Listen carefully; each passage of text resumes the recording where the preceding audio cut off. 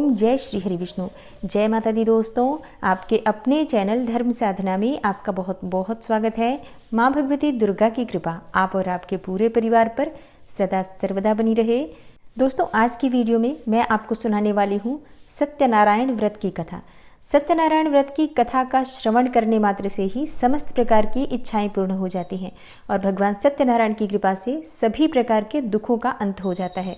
भगवान श्री सत्यनारायण अपने भक्तों की समस्त मनोकामनाओं को पूर्ण करते हैं। तो भगवान श्री सत्यनारायण की कथा सुनने से पहले भगवान सत्यनारायण का अपने मन में ध्यान कीजिए और प्रेम से बोलिए, श्री सत्यनारायण भगवान की जय।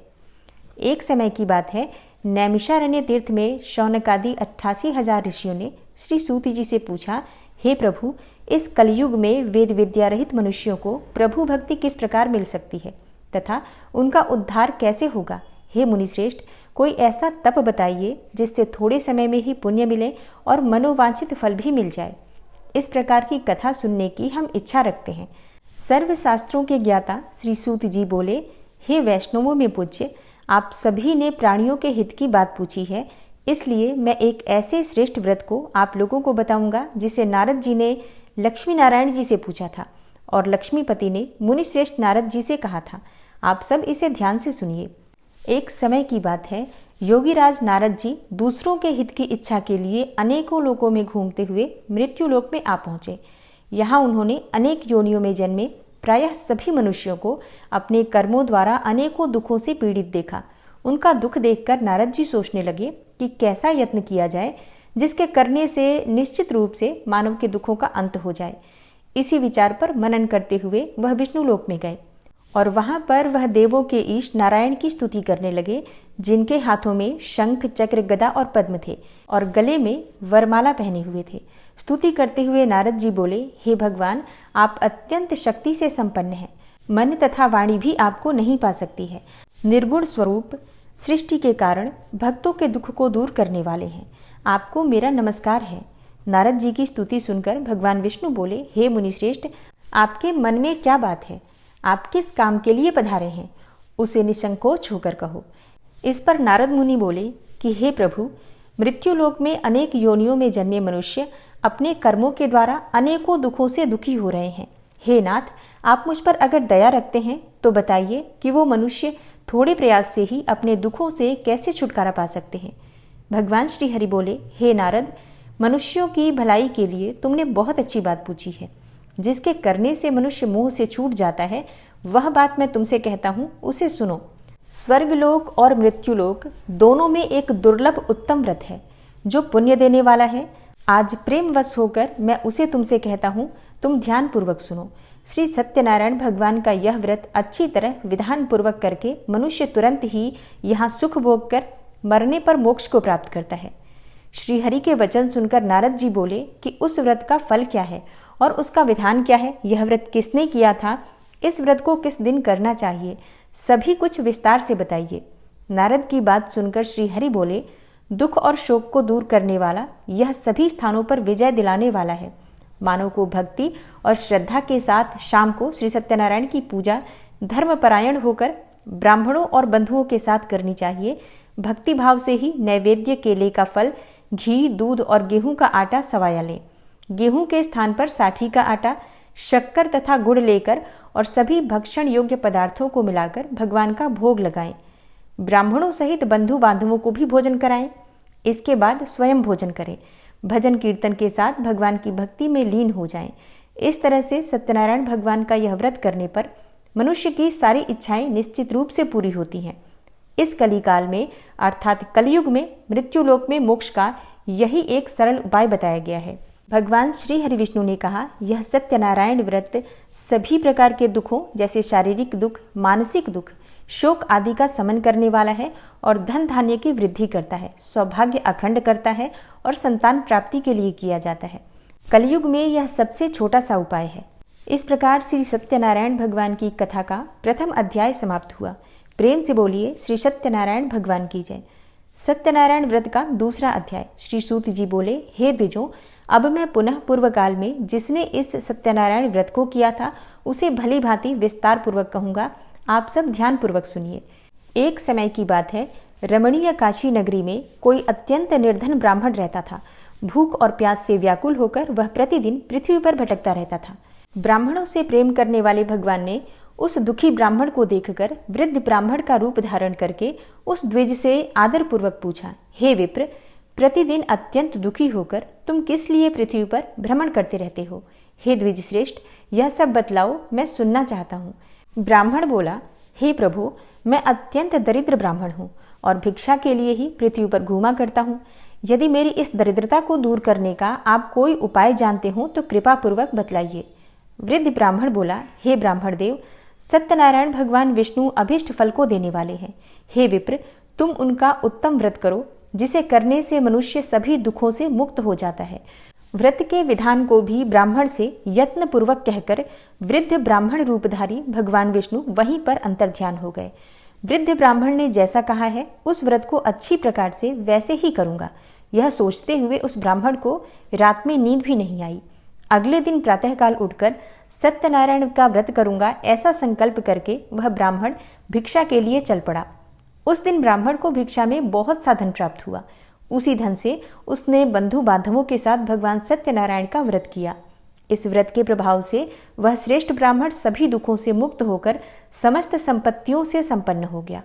उस दिन से लेकर प्रत्येक महीने उसने यह व्रत किया।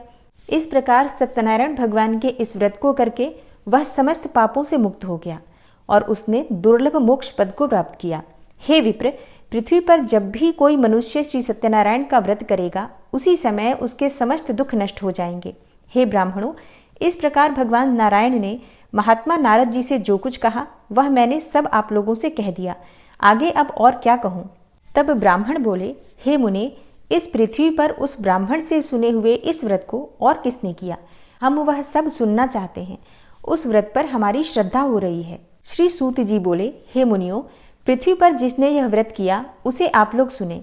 एक बार वह द्विज श्रेष्ठ अपने धन संपत्ति के अनुसार बंधु बांधवों तथा परिवारजनों के साथ व्रत करने के लिए उद्यत हुआ। इसी बीच में एक लकड़हारा वहां आया और लकड़ी बाहर रखकर उस ब्राह्मण के घर गया। प्यास से व्याकुल वह लकड़हारा उस ब्राह्मण को व्रत करता हुआ देखकर प्रणाम करके उससे बोला, हे प्रभु, आप यह क्या कर रहे हैं? इसके करने से किस फल की प्राप्ति होती है, विस्तार पूर्वक मुझसे कहिए। विप्र ने कहा, यह सत्यनारायण का व्रत है जो सभी मनोरथों को प्रदान करने वाला है। उसी के प्रभाव से मुझे यह सब महान धन धान्य आदि प्राप्त हुआ है। जल पीकर तथा प्रसाद ग्रहण करके वह लकड़हारा नगर चला गया। सत्यनारायण देव के लिए मन से ऐसा सोचने लगा कि आज लकड़ी बेचने से जो भी धन प्राप्त होगा उसी धन से भगवान सत्यनारायण का श्रेष्ठ व्रत करूंगा। इस प्रकार मन में चिंतन करता हुआ लकड़ी को मस्तक पर रखकर वह उस सुंदर नगर में गया जहां धन संपन्न लोग रहते थे। उस दिन उसने लकड़ी का दुगना मूल्य प्राप्त किया। इसके बाद प्रसन्न हृदय होकर वह पके हुए केले का फल, शक्कर, घी, दूध और गेहूं का चूर्ण सवाया मात्रा में लेकर अपने घर आया। तत्पश्चात उसने अपने बंधु बांधवों को बुलाकर विधि विधान से भगवान श्री सत्यनारायण का व्रत किया और इस व्रत के प्रभाव से वह पुत्र और धन आदि से संपन्न हो गया और इस लोक में अनेकों सुखों का भोग करके अंत में सत्यपुर अर्थात वैकुंठ लोक चला गया। इस प्रकार भगवान सत्यनारायण की कथा का दूसरा अध्याय समाप्त हुआ। तो प्रेम से बोलिए श्री सत्यनारायण भगवान की जय। सत्यनारायण व्रत की कथा का तीसरा अध्याय। श्री सूत जी बोले, हे श्रेष्ठ मुनियों, अब मैं पुनः आगे की कथा कहूंगा, आप लोग ध्यान पूर्वक सुनिए। प्राचीन काल में उल्कामुख नाम का एक राजा रहता था। वह जितेंद्रिय, सत्यवादी तथा अत्यंत बुद्धिमान था। वह विद्वान राजा प्रतिदिन देवालय जाता और ब्राह्मणों को धन देकर संतुष्ट करता था। कमल के समान मुख वाली उसकी धर्मपत्नी शीला विनय एवं सौंदर्य आदि गुणों से संपन्न तथा पतिपरायणा थी।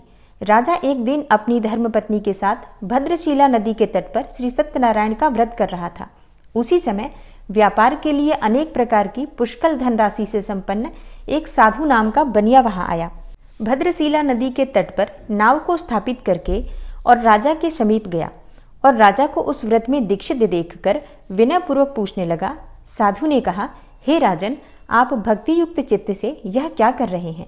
कृपया यह सब मुझे भी बताइए, मैं इसे सुनना चाहता हूँ। राजा बोले, हे साधो, पुत्र आदि की प्राप्ति की कामना से अपने बंधु बांधवों के साथ मैं अतुल तेज संपन्न भगवान विष्णु का व्रत और पूजन कर रहा हूँ।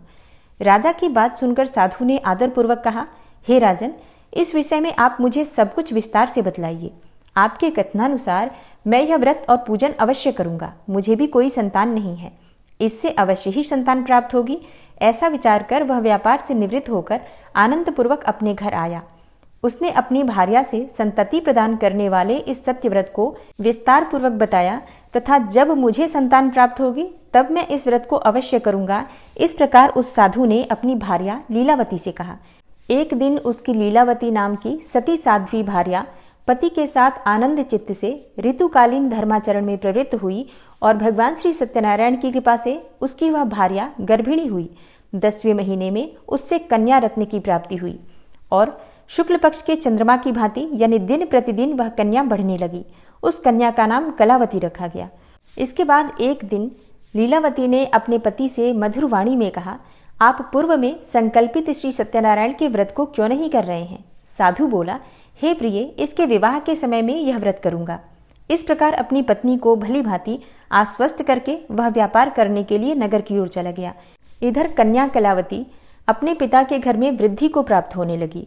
तदनंतर धर्मज्ञ साधु ने नगर में सखियों के साथ क्रीड़ा करती हुई अपने कन्या को विवाह के योग्य देखकर आपस में मंत्रणा करके कन्या के विवाह के लिए श्रेष्ठ वर की खोज करो, ऐसा दूत से कहकर शीघ्र ही उसे भेज दिया। उसकी आज्ञा प्राप्त करके दूत कांचन नामक नगर में गया और वहां से एक वणिक का पुत्र लेकर आया। उस साधु ने उस वणिक के पुत्र को सुंदर और गुणों से संपन्न देखकर अपनी जाति के लोगों तथा बंधु बांधवों के साथ संतुष्ट चित्त होकर विधि विधान से वणिक पुत्र के साथ कन्या का विवाह कर दिया। उस समय वह साधु बनिया दुर्भाग्यवश भगवान का वह उत्तम व्रत करना भूल गया। पूर्व संकल्प के अनुसार विवाह के समय में व्रत न करने के कारण भगवान उस पर रुष्ट हो गए। कुछ समय के पश्चात अपने व्यापार कर्म में कुशल वह साधु बनिया काल की प्रेरणा से अपने दामाद के साथ व्यापार के लिए समुद्र के समीप स्थित रत्नसारपुर नामक सुंदर नगर में गया और अपने श्री संपन्न दामाद के साथ वहां व्यापार करने लगा। उसके बाद में दोनों राजा चंद्रकेतु के रमणीय नगर में गए। उसी समय भगवान श्री सत्यनारायण ने उसे भ्रष्ट प्रतिज्ञ देखकर इसे दारुण कठिन और महान दुख प्राप्त होगा यह श्राप दे दिया। एक दिन एक चोर राजा चंद्रकेतु के धन को चुराकर वहीं आया जहां दोनों वणिक स्थित थे। वह अपने पीछे दौड़ते हुए दूतों को देखकर भयभीत चित्त से धन वहीं छोड़कर शीघ्र ही छिप गया। इसके बाद राजा के दूत वहां आ गए जहां वह साधु वणिक था और वहां राजा के धन को देखकर वे दूत उन दोनों वणिक पुत्रों को बांध कर ले आए और हर्षपूर्वक दौड़ते हुए राजा से बोले, हे प्रभु, हम 2 चोर पकड़ कर लाए हैं, इन्हें देखकर आप आज्ञा दें। राजा की आज्ञा से दोनों शीघ्र ही दृढ़तापूर्वक बांधकर बिना विचार किए महान कारागार में डाल दिए गए। भगवान सत्यदेव की माया से किसी ने उन दोनों की कोई बात नहीं सुनी और राजा चंद्रकेतु ने उन दोनों का धन भी ले लिया। भगवान के श्राप से वणिक के घर में उसकी भार्या भी अत्यंत दुखित हो गई और उनके घर में जो सारा का सारा धन था वह चोर चुरा ले गया। लीलावती शारीरिक तथा मानसिक पीड़ाओं से युक्त भूख और प्यास से दुखी अन्न की चिंता में दर दर भटकने लगी। कलावती कन्या भी भोजन के लिए इधर उधर प्रतिदिन घूमने लगी। एक दिन भूख से पीड़ित कलावती एक ब्राह्मण के घर गई। वहां जाकर उसने श्री सत्यनारायण के व्रत और पूजन को देखा। वहां बैठकर उसने कथा सुनी और वरदान मांगा। इसके बाद प्रसाद ग्रहण करके वह कुछ रात होने पर घर गई। माता ने कलावती कन्या से प्रेम पूर्वक पूछा, हे पुत्री, रात्रि में तू कहाँ रुक गई थी? तुम्हारे मन में क्या है? कलावती कन्या ने तुरंत माता से कहा, हे माँ, मैंने एक ब्राह्मण के घर में मनोरथ प्रदान करने वाला व्रत देखा है। कन्या की उस बात को सुनकर वह वणिक की भार्या व्रत को करने को उद्यत हुई और प्रसन्न मन से उस साध्वी ने बंधु बांधवों के साथ भगवान श्री सत्यनारायण का व्रत किया तथा इस प्रकार प्रार्थना की, हे भगवान, आप हमारे पति एवं जामाता के अपराध को क्षमा करें। वे दोनों अपने घर शीघ्र ही आ जाएं। इस व्रत से भगवान सत्यनारायण पुनः संतुष्ट हो गए तथा उन्होंने नृपश्रेष्ठ चंद्रकेतु को स्वप्न दिखाया और स्वप्न में कहा, हे नृपश्रेष्ठ, प्रातःकाल दोनों वणिकों को छोड़ दो और वह सारा धन भी दे दो जो तुमने उनसे इस समय ले लिया है, अन्यथा राज्य, धन एवं पुत्र सहित तुम्हारा सर्वनाश कर दूंगा। राजा से स्वप्न में ऐसा कहकर भगवान सत्यनारायण अंतर्ध्यान हो गए। इसके बाद प्रातःकाल राजा ने अपने सभासदों के साथ सभा में बैठकर अपना स्वप्न सुनाया और कहा, दोनों वणिक पुत्रों को शीघ्र ही मुक्त कर दो। राजा की ऐसी बात सुनकर वे राजपुरुष दोनों महाजनों को बंधन मुक्त करके राजा के सामने लाकर विनयपूर्वक बोले, हे महाराज, बेड़ी बंधन से मुक्त करके दोनों वणिक पुत्र लाए गए हैं। इसके बाद दोनों महाराज नृपश्रेष्ठ चंद्रकेतु को प्रणाम करके अपने पूर्व वृतांत का स्मरण करते हुए भय विह्वल हो गए और कुछ बोल न सके। राजा ने वणिक पुत्रों को देखकर आदरपूर्वक कहा, आप लोगों को प्रारब्धवश यह महान दुख प्राप्त हुआ है। इस समय अब कोई भय नहीं है। राजा ने वस्त्र अलंकार देकर उन दोनों वणिक पुत्रों को संतुष्ट किया तथा सामने बुलाकर वाणी द्वारा अत्यधिक आनंदित किया और पहले जो धन लिया था उसे दुगना करके दिया। उसके बाद राजा ने पुनः उनसे कहा, हे साधो, अब आप अपने घर को जाएं। राजा को प्रणाम करके दोनों महावैश्यों ने अपने घर की ओर प्रस्थान किया। इस प्रकार श्री सत्यनारायण भगवान की कथा का 3रा अध्याय समाप्त हुआ। तो प्रेम से बोलिए श्री सत्यनारायण भगवान की जय। सत्यनारायण व्रत की कथा का 4था अध्याय। श्री सूत जी बोले, साधु बनिया मंगलाचरण करके और ब्राह्मणों को धन देकर अपने नगर के लिए चल पड़ा। साधु के कुछ दूर जाने पर भगवान सत्यनारायण ने उसकी सत्यता की परीक्षा लेने की जिज्ञासा से पूछा, साधु, तुम्हारी नाव में क्या भरा है? तब धन के मद में चूर होकर दोनों महाजनों ने अवहेलना पूर्वक हंसते हुए कहा, हे दंडी सन्यासी, क्यों पूछ रहे हो? क्या कुछ मुद्रा लेने की इच्छा है? हमारी नाव में तो लता और पत्ते आदि भरे हैं। ऐसी निष्ठुर वाणी सुनकर सत्यनारायण वेशधारी श्री दंडी बोले, तुम्हारी बात सच हो जाए। ऐसा कहकर दंडी सन्यासी का रूप धारण किए हुए भगवान कुछ दूर जाकर समुद्र के समीप बैठ गए। दंडी के चले जाने पर नित्य क्रिया से निवृत्त होकर उतरी हुई अर्थात जल में ऊपर की ओर उठी हुई नौका को देखकर साधु अत्यंत आश्चर्य में पड़ गया और नाव में लता और पत्ते आदि देखकर मूर्छित होकर पृथ्वी पर गिर पड़ा। सचेत होने पर वणिक पुत्र चिंतित हो गया। तब उसके दामाद ने इस प्रकार कहा, आप शोक क्यों करते हैं? दंडी ने श्राप दे दिया है। इस स्थिति में वे ही चाहें तो सब कुछ कर सकते हैं, इसमें संशय नहीं है। अतः उन्हीं की शरण में चलें, वहीं जाकर मन की इच्छा पूर्ण होगी। दामाद की बात सुनकर साधु बनिया उनके पास गया और वहां दंडी को देखकर उसने भक्ति पूर्वक उन्हें प्रणाम किया तथा आदर पूर्वक कहने लगा, आपके सम्मुख मैंने जो कुछ कहा है वह असत्य भाषण रूप अपराध किया है। आप मेरे उस अपराध को क्षमा करें। ऐसा कहकर बारंबार प्रणाम करके वह महान शोक से व्याकुल हो गया। दंडी ने उसे रोता हुआ देखकर कहा, हे मूर्ख, रो मत, मेरी बात सुनो। मेरी पूजा से उदासीन होने के कारण तथा मेरी आज्ञा से ही तुम्हें बारंबार दुख प्राप्त हुआ है। भगवान की ऐसी वाणी सुनकर वह स्तुति करने लगा। साधु ने कहा, हे प्रभो, आश्चर्य की बात है कि आपकी माया से मोहित होने के कारण ब्रह्मा आदि देवता भी आपके गुणों और रूपों को यथावत रूप से नहीं जान पाते। फिर मैं मूर्ख आपकी माया से मोहित होने के कारण कैसे जान सकता हूँ? आप प्रसन्न होइए, मैं आपकी शरण में आया हूँ। मेरा जो नौका में स्थित पूरा धन था उसकी आप रक्षा कीजिए। उस बनिया की भक्तियुक्त वाणी सुनकर भगवान जनार्दन संतुष्ट हो गए। भगवान हरि उसे अभिष्ट वर प्रदान करके वहीं अंतर्ध्यान हो गए। उसके बाद वह साधु अपनी नौका में चढ़ा और उसे धन धान्य से परिपूर्ण देखकर भगवान सत्यदेव की कृपा से हमारा मनोरथ सफल हो गया, ऐसा कहकर स्वजनों के साथ उसने भगवान की विधिवत पूजा की। भगवान श्री सत्यनारायण की कृपा से वह आनंद से परिपूर्ण हो गया और नाव को प्रयत्नपूर्वक संभाल कर उसने अपने देश के लिए प्रस्थान किया। साधु बनिया ने अपने दामाद से कहा, वह देखो, मेरी रत्नपुरी नगरी दिखाई दे रही है। इसके बाद उसने अपने धन के रक्षक दूत को अपने आगमन का समाचार देने के लिए अपनी नगरी में भेजा। उसके बाद उस दूत ने नगर में जाकर साधु की भार्या को हाथ जोड़कर प्रणाम किया तथा उसकी अभीष्ट बात कही। सेठ जी अपने दामाद तथा बंधु वर्गों के साथ बहुत सारे धन धान्य से संपन्न होकर नगर के निकट पधार गए हैं। दूत के मुख से यह बात सुनकर वह अति आनंदित हो गई और उस साध्वी ने श्री सत्यनारायण की पूजा करके अपनी पुत्री से कहा, मैं साधु के दर्शन के लिए जा रही हूँ, तुम शीघ्र आओ। माता का ऐसा वचन सुनकर व्रत को समाप्त करके प्रसाद का परित्याग करके वह कलावती भी अपने पति का दर्शन करने के लिए चल पड़ी। इससे भगवान सत्यनारायण रुष्ट हो गए और उन्होंने उसके पति को तथा नौका को धन के साथ हरण करके जल में डुबो दिया। इसके बाद कलावती कन्या अपने पति को न देखकर महान शोक से रुदन करती हुई पृथ्वी पर गिर पड़ी। नाव का अदर्शन तथा कन्या को अत्यंत दुखी देखकर भयभीत मन से साधु बनिया ने सोचा, यह क्या आश्चर्य हो गया। नाव का संचालन करने वाले भी सभी चिंतित हो गए।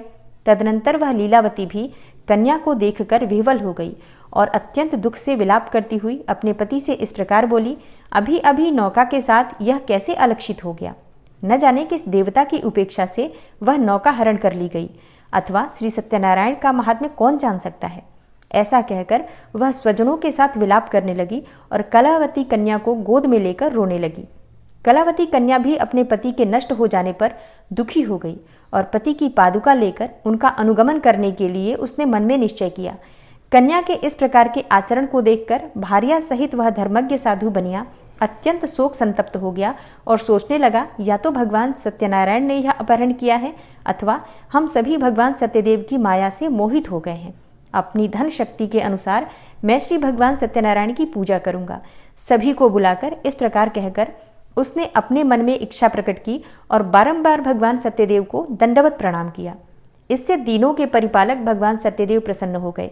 भक्तवत्सल भगवान ने कृपापूर्वक आकाशवाणी की, तुम्हारी कन्या प्रसाद छोड़कर अपने पति को देखने चली आई है। निश्चय ही इसी कारण उसका पति अदृश्य हो गया है। यदि घर जाकर प्रसाद ग्रहण करके वह पुनः आए तो हे साधु बनिया, तुम्हारी पुत्री पति को प्राप्त करेगी, इसमें कोई संशय नहीं है। कन्या कलावती भी आकाशमंडल से ऐसी वाणी सुनकर शीघ्र ही घर गई। उसने प्रसाद ग्रहण किया, पुनः आकर स्वजनों तथा अपने पति को देखा। तब कलावती कन्या ने अपने पिता से कहा, अब तो घर चलें, विलंब क्यों कर रहे हैं। कन्या की यह बात सुनकर वणिक पुत्र संतुष्ट हो गया और विधि विधान से भगवान सत्यनारायण का पूजन करके धन तथा बंधु बांधवों के साथ अपने घर गया। तदनंतर पूर्णिमा तथा संक्रांति पर्वों पर भगवान सत्यनारायण देव का पूजन करते हुए इस लोक में सुख भोग कर अंत में वह सत्यपुर वैकुंठ लोक में चला गया। इस प्रकार श्री सत्यनारायण भगवान की कथा का चौथा अध्याय समाप्त हुआ। तो प्रेम से बोलिए श्री सत्यनारायण भगवान की जय। 5वां अध्याय। श्री सूत जी बोले, श्रेष्ठ मुनियों, अब इसके बाद मैं दूसरी कथा कहूंगा, आप लोग ध्यान पूर्वक सुनिए। अपनी प्रजा का पालन करने में तत्पर तुंगध्वज नाम का एक राजा था। उसने सत्यदेव के प्रसाद का परित्याग करके दुख प्राप्त किया। एक बार वह वन में पशुओं को मारकर वट वृक्ष के नीचे आया। वहां उसने देखा कि गोपगण बंधु बांधवों के साथ संतुष्ट होकर भक्तिपूर्वक भगवान सत्यदेव की पूजा कर रहे हैं। राजा यह देखकर भी अहंकारवश न तो वहां गया और न ही उसने भगवान सत्यनारायण को प्रणाम ही किया। पूजन के बाद सभी गोपगण भगवान का प्रसाद राजा के समीप रखकर वहां से लौट आए और इच्छानुसार उन सभी ने भगवान का प्रसाद ग्रहण किया। इधर राजा को प्रसाद का परित्याग करने से बहुत दुख प्राप्त हुआ। उसका संपूर्ण धन, धान्य एवं सभी 100 पुत्र नष्ट हो गए।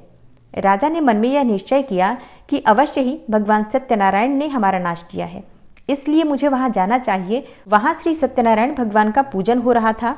ऐसा मन में निश्चय करके वह राजा गोपगणों के समीप गया और उसने गोपगणों के साथ भक्ति श्रद्धा से युक्त होकर विधि विधान पूर्वक भगवान सत्यदेव की पूजा की। भगवान सत्यदेव की कृपा से वह पुनः धन और पुत्रों से संपन्न हो गया तथा इस लोक में सभी सुखों का भोग करके अंत में सत्यपुर वैकुंठ लोक को प्राप्त हुआ।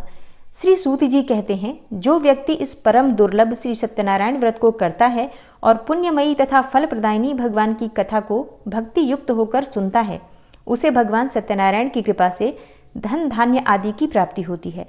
दरिद्र भी धनवान हो जाता है। बंधन में पड़ा हुआ बंधनों से मुक्त हो जाता है। डरा हुआ व्यक्ति भयमुक्त हो जाता है। यह सत्य बात है, इसमें कोई संशय नहीं है।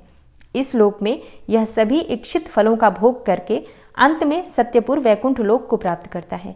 हे ब्राह्मणों, इस प्रकार मैंने आप लोगों से भगवान सत्यनारायण के व्रत को कहा, जिसे करके मनुष्य सभी दुखों से मुक्त हो जाता है।